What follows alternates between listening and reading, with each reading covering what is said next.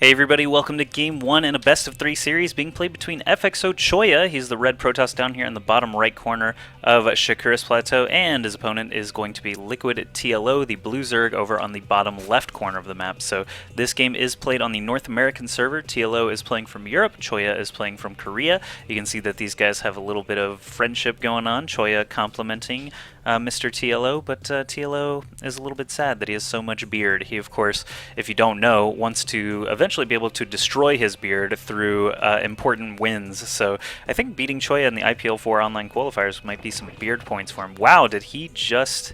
He did. He dropped a spawning pool already at only 7 supply. So Liquid TLO with the 7 pool. Wonder how Choya is going to be able to deal with that. Choya actually already dropping a pylon at his ramp just outside of his natural and sending that probe to go scout. So we'll see what Choya sees when he gets in here and sees the spawning pool about halfway done when he arrives. So yeah, this series is being played for the round of 128 for the IPL4 online qualifier number 2. There were only 2 online qualifiers, so it is do or die for both of these guys. There are no more online qualifiers after the second one, so only the top 2 will qualify for the IPL4 live event in Las Vegas. But Choya is acting as sort of a coach over at the FXO. I say sort of a coach, he actually is a coach over at the FXO house in South Korea. TLO did spend some time in Korea a while ago, played in the GSL if you'll remember, and Choya did just see that spawning pool, so now he's going to have to decide what is he going to do now that he's seen the spawning pool. He's going to build a forge already and get another pylon up here behind his mineral line, so the forge wall off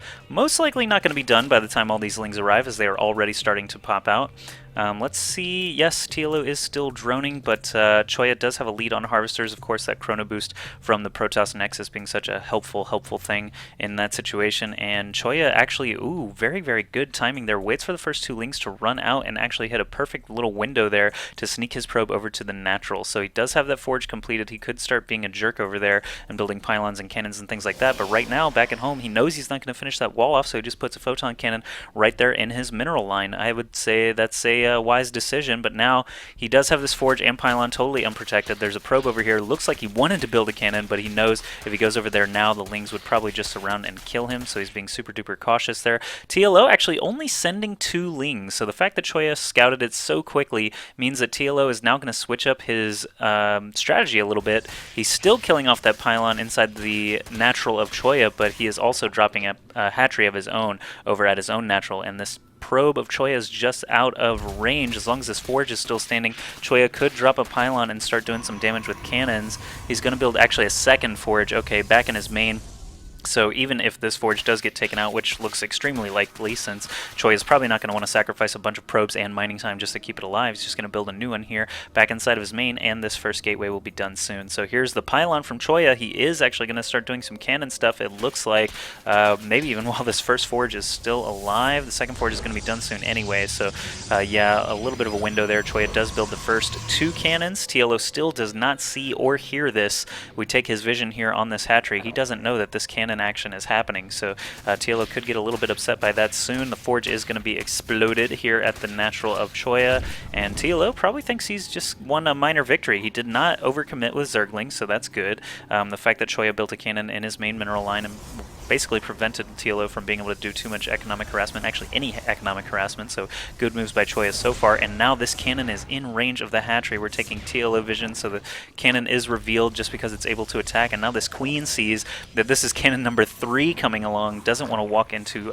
open cannon fire, so TLO is actually in a bit of a tough spot. There's actually no way he's going to be able to defend this against 3 cannons. He's building a Roach Warren now, 4 Zerglings on the way out. There's no way he's going to be able to save this hatchery. He puts off the larva inject, and actually the rate that these cannons fire, the larva inject should actually finish. TLO neglecting his queen though. He's trying to take down this cannon, but there's no way she's going to be able to kill that thing, so the 3 cannons take out the queen. A little bit of a misstep there from TLO. It looks like the larva inject might just barely finish and spit out before the hatchery dies. Yeah, it should definitely finish. So he'll have some extra larvae to work with, even though the hatchery is going to be destroyed. And TLO now mounting a bit of an offensive, but there are some zealots out now for Choya. He's been building 1 zealot at a time all the while after that that Forging Gateway got completed in his main. He's going to drop a Nexus here at his natural as well, so he can start getting ahead in economy.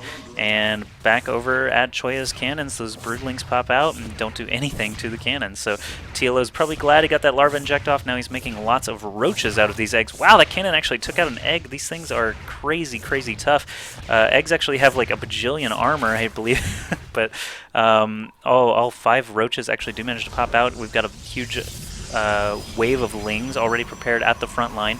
Baneling Nest actually coming up now for TLO. He saw that wall off. He must have. That's why he chose to build the Baneling Nest. Yes, and he's got 14 lings on the way as well. So lots of roaches scuttling across the map now. I don't believe he has lair tech. Probably not. No, still working off of just 1 gas, in fact. So that Baneling Nest is going to be necessary. He's going to morph some Banelings here and probably try to just bust down this front. But Choya is spending a ton of minerals here on cannons. He may even build another gateway here just to finish this wall off completely. Lots of cannons, 4 cannons here, and only 5 roaches for TLO. So he's going to try and take out these zealots just with some kiting methods, but Choya actually has a lot of wiggle room here to back off into the cannons, keep these zealots alive. Still no cybernetics core from Choya. He's spending a lot of money on photon cannons and now some extra assimilators here so he can get that gas income going. The cannons over here still standing. TLO not trying to retake that, just instead massing up lots of banelings now. We can look at the units tab. He's already got 7 created. Here come 2 more. Is he going to try and run up the ramp right away? He would need all those banelings to hit these zealots and cannons if he has any hope of winning that fight. So he's going to wait for some more gas to come in, build up more and more banelings, and we'll see how Choya actually reacts to that. What is going on here? He's building a hatchery. TLO is building a hatchery in what I like to call the armpit expansion here on Shakura's Plateau, right outside of Choya's natural. I don't know if Choya realizes this. I'm going to take his vision. No, he actually has no idea that the hatchery is going up right outside of his base. Another gateway is going to come in to try and finish off this wall off, as well as a replacement pylon for the one that just went down. Even though these roaches can hit it, it is going to delay them a little bit. Choya just cancels it, gets most of the minerals back. TLO is still making 1 or 2 banelings at a time. Once this hatchery comes up, I'm really curious what TLO thinks he's going to do. Is he going to macro up and just keep this contain going forever, Terran style? I mean, Choya being trapped on 2 bases wouldn't be the worst thing in the world for TLO. He could actually freely expand basically everywhere except for where these cannons are. He could actually eventually even deal with the cannons. So this is an interesting position he's got Choya in at the moment. TLO is actually up by 15 supply and forcing cancels on all of these front lines. I'm wondering how long before TLO actually tries to roll up there and destroy all these cannons and zealots. It seems like this contain could last forever at this point.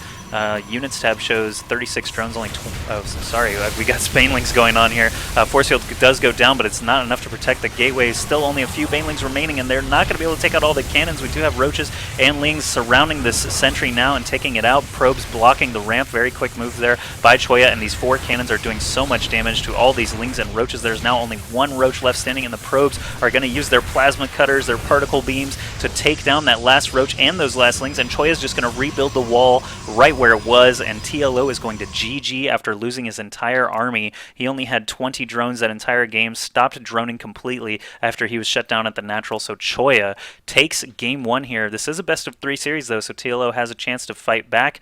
A little bit of an interesting scenario there with that hatchery. I'm really wondering if he had kept that contain going for a lot longer, what would Choya really be able to do about it aside from massing up that Tier 1 Protoss Death Ball? So TLO, interesting decisions there. Kind of a strange game overall. Let's go into game 2 now and see what happens next.